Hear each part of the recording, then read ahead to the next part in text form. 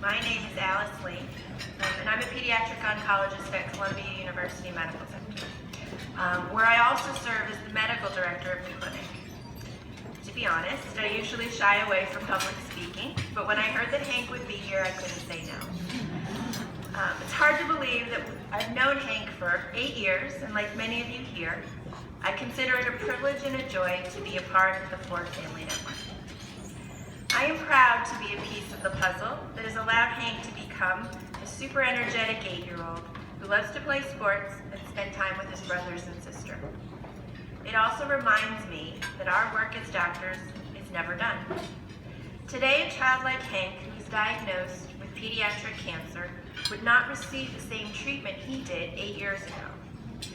We have moved forward with clinical research that has changed treatment, so that in many cases we use less chemotherapy in children, resulting in fewer immediate and long-term side effects.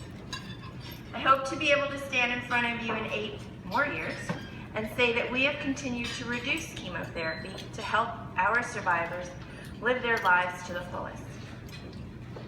Our division is a part of the Children's Oncology Group, or COG, which is the world's largest organization devoted exclusively to childhood and adolescent cancer research, bringing together more than 200 hospitals.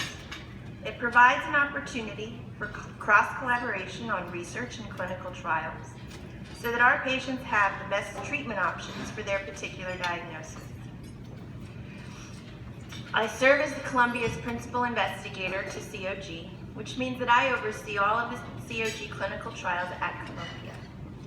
I've made it a priority to ensure that all of the over 50 trials through COG are available to any patient that walks through our door. Something that not all hospitals do, but something that I think is necessary. No matter what the patient's financial circumstance, we always find a way to make it work. These trials can include treatments for relapsed patients, less toxic therapies with the goal of fewer side effects, as well as improving the overall care of our patients.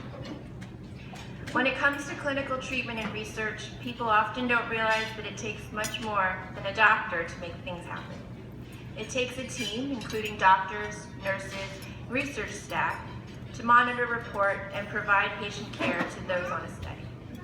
Unfortunately, this doesn't always sound very glamorous to national funding organizations, which makes it hard to get the support that is needed to not only contributing, but forwarding the work that we do. This is why we are so thankful for Hope Heroes. Not only does their funding help the big flashy initiatives, but events like today provide crucial help in supporting the components that are needed to conduct the research that will continue to move the field of pediatric oncology forward. Thank you all for your support.